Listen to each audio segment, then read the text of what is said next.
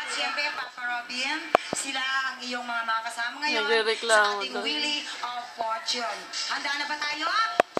Kayo ba naghanda? Bakit? Handa ka na ba? Parang ayokong tingnan eh. Ano sa palagay mo? Hindi ako mapalagay. Ngayon.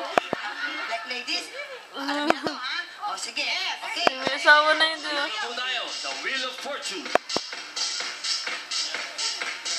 Ikaw dyan. Ay, ano, bakit ako nakaupo?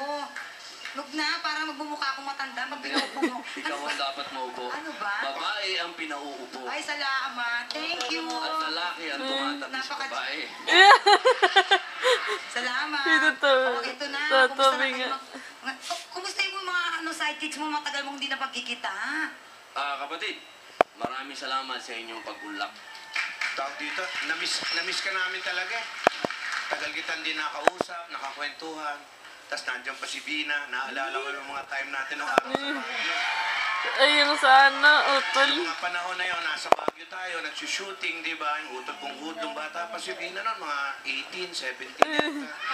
Merong araw doon, Binoy, nagtampo mga taga-Dangwa.